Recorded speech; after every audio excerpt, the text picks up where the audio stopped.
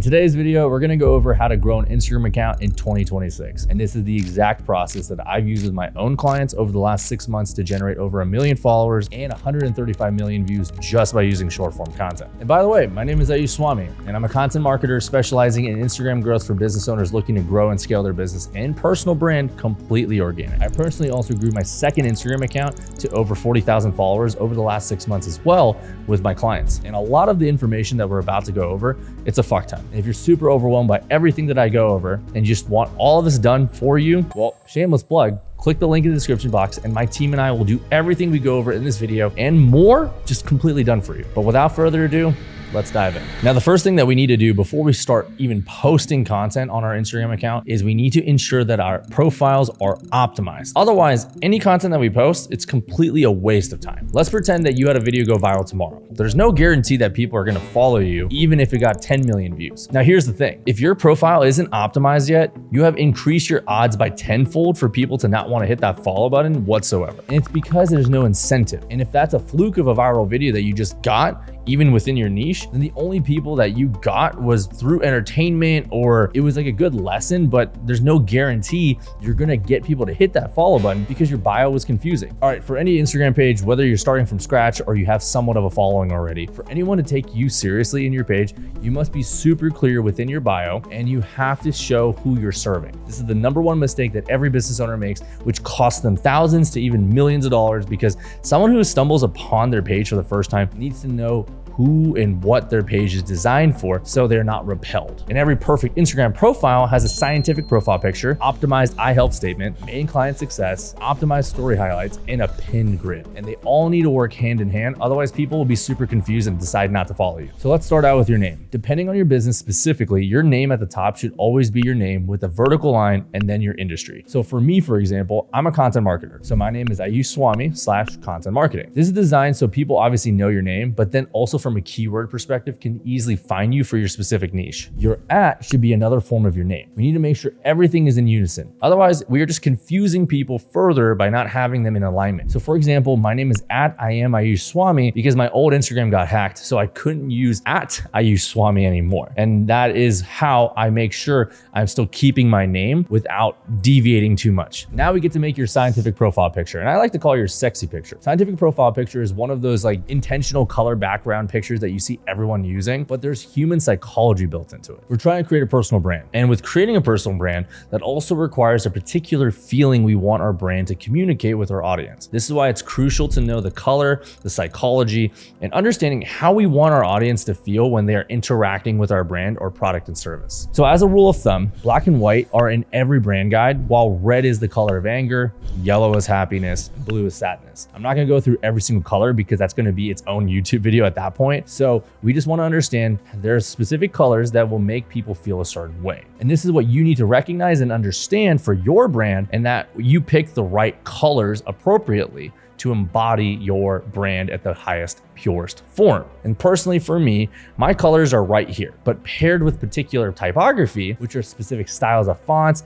and even music can help with your branding. It will make a very unique feeling to your overall brand. And if you don't have any idea where to start, I just tell all my clients, this is the first thing you need to do. Just pick whatever color is your favorite color and you just adjust it accordingly. At the end of the day, you just need to understand creating a personal brand means self-discovery. Until you put yourself out there, you're not gonna be able to discover shit. For my profile picture, I personally use a dark gray because in my skin tones and all that stuff, it just fit better. There's no specific rules to everything, except you just want to have that basic understanding of color theory before I botch anything and whatnot. I just have a resource in the description box if you want to learn a little bit further on that to really understand how you can create your own custom brand palette. Now you need to create your I help statement, followed by your best overall client wins. It needs to be super clear on who you are helping and who your ideal avatar is. I personally work with 6 to 8 figure business owners and I increase their organic sales and grow on social media. That is very clear of what I do. I'm an Instagram marketer. The client wins, it's going to be self-explanatory. Like for mine's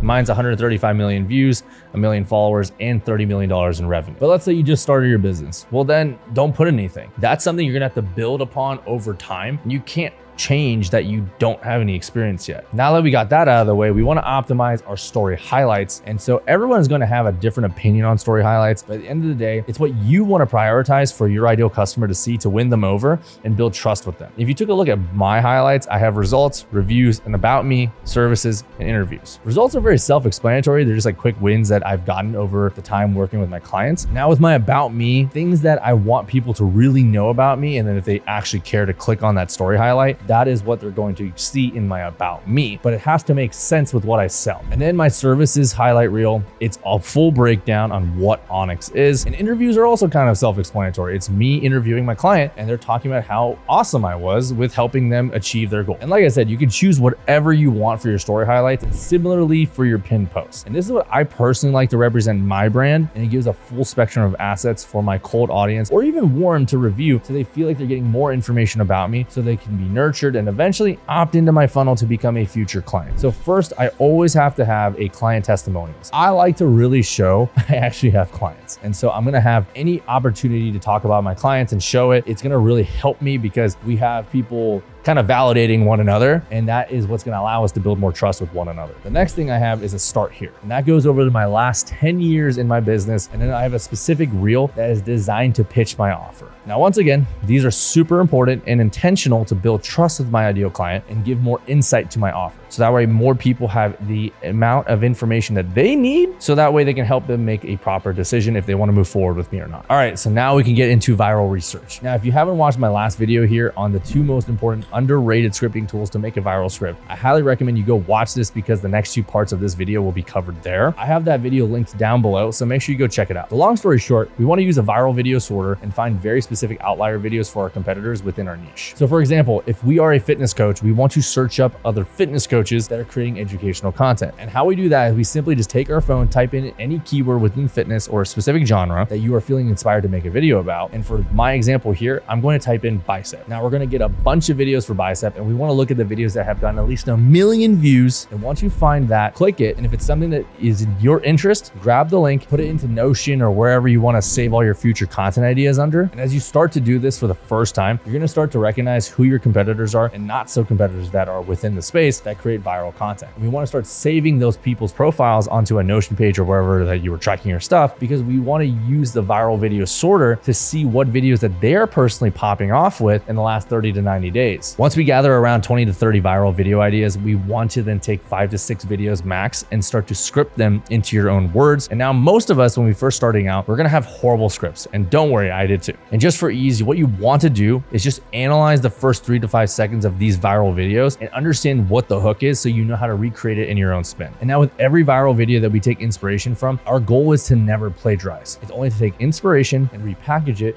with our own unique flavor. We now want to understand what unique style that we can do and double down on that format. I have listed on the screen right now a ton of different styles that you can choose from. You want to embrace one of these styles as your own according to your own personal taste and liking. By taking the idea and recreating it with your own specific format from what I showed on the screen before, we will now have a better understanding of how to start writing our own script. Also linked in the description box below is the 5 worst scripting mistakes every creator makes and how to script videos exactly like how we do in my agency. So make sure you go check that out. In short, to write a viral script, all you need are these 5 components: hook, interest peak, value, promise, and the CTA. When writing your hook, when you have no idea what that even means or what it looks like to write a strong hook, it's important to understand the easiest way to start off by getting a strong hook is just stealing another person's hook. It's not plagiarizing whatsoever, as long as the information in the video, so your value portion, is completely your own. All you're doing is stealing the hook. One of the first things that we've done with all of our students was simply just incorporating that principle, and that immediately caused an increase in all of their view counts. And over time, we'll start to introduce more originality with our clients, the better they get on camera. Now, the interest peak is having some sort of credibility or something that is piquing your interest, aka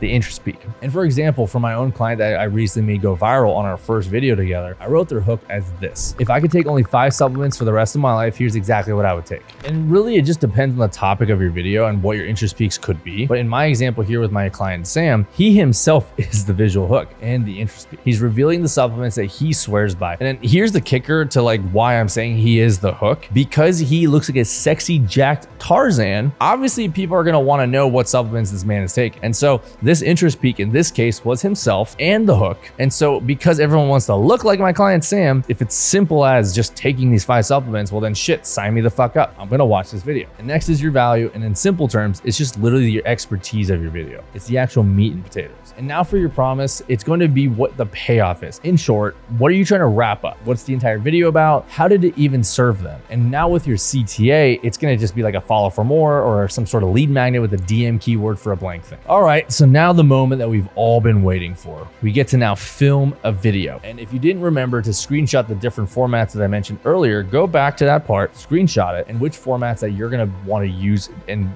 be best for your taste, because we want to make sure we can stick to it. It's crucial that you know what type of format you want to go on, because if you write your script without it in mind, it's gonna have to be tweaked again because it's not gonna come out right. So whether you're using your phone or a camera, I want to make sure you're filming in 4K 24 frames per second, and then go ahead and film all your content in that format. And then don't get discouraged if you're not too happy with the framing and the execution, because filming is an art. It's gonna take some practice. So just film it to the best of your ability and we'll work from there. Okay, so now something that is going to trigger a lot of people, but I could care less, is because it's been proven time and time again by myself. If you don't have a camera, no script, no good idea, no nothing is going to save your video. And so I'm always going to be on team, go buy a freaking camera. And a lot of people, they're going to criticize me and call me an idiot for saying this. A lot of people have blown up their personal brands with a phone, all that stuff. But here's the thing, I know that. The point is that we could have the best script in the world, the best idea, but if we don't have proper quality of a video, the video is going to be horrible to watch. Like no one's going to want to watch it. And that's the whole point of what I'm optimizing for. I want to optimize for user experience, because at the end of the day, I want my clients' views to come from legitimate buyers. So here's my example, Z Malik. Before he came to me, he filmed everything with his phone and his content looked horrible. And then when he started working with me, his content got better and better. And once we found a style that worked for him, unfortunately, his filming location didn't have the best lighting because he was in his apartment gym, but we proved we could get him to go viral with his phone and really bad lighting,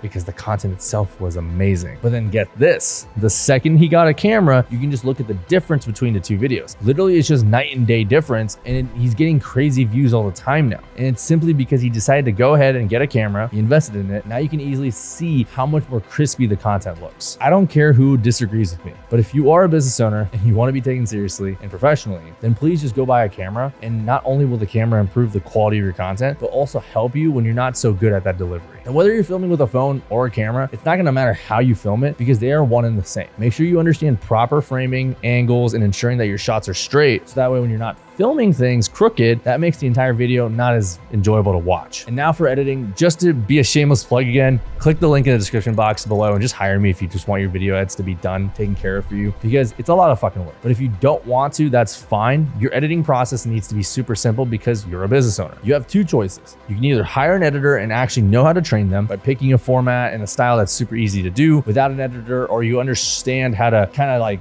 guide them in that style that you want, or you can just hire someone like me to do the whole shebang for you. And if you choose to do it by yourself, my biggest recommendation, because I'm not going to teach you how to edit, is to make sure you are filming visually to showcase everything you're trying to say in the video. That'll be the easiest way for you to get the most high quality content, because quality doesn't mean camera quality. It means everything from the idea to the scripting to the viewer depiction of how your videos are communicating what you exactly mean. And that's the point of viewer depiction. It means showing something in your video that can communicate the message even without words. And now when you combine words with it, you've just enhanced and maximized the viewer to fully understand and comprehend what you just said in your video. Cool, we're almost done with all of this. So now we gotta post. And I don't care about posting times. If a video is dog shit at 9 p.m., it's still gonna be dog shit at 10 a.m. So I just want you to focus on making your video as good as possible, and that is it. And just post your video once per day. And don't even get me started on captions, because that's not even a needle mover either. I want you to make it super short and simple, exactly what the video is about, and like maybe 5 hashtags at most, and that is it. I don't want a bunch of random things because for the sake of it. And honestly, recently Instagram just changed it so you can only use 5 hashtags anyway. And sweet, now that you posted, we need to analyze your content being posted. So pick one day of the entire week to fully analyze your content being posted. And I want you to pick out the outliers to understand why they performed the best, and then double down on those ideas. You're gonna want to continue to do that week after week, month after month, and look back after 3 to 6 months on how much you've grown, as long as you take the time to double down on your best performing video. videos. To understand if your videos did well, make sure that you are taking note on how many likes, saves, and shares that you're getting as a key indicator that your content is valuable. And then you will start to understand whether the idea was or not. It's not always about the views because all views are not created equal. It's about recognizing the data and the insights of what we're trying to communicate about the video's performance, and then making the decision and either redoing the idea because it's poorly executed, or recognizing that the idea was completely bad to begin with. So you cut it out altogether and never do it again. Now, to wrap this all up, I need you to keep this in mind. This one little disclaimer. Results are going to be highly dependent on where you're currently starting.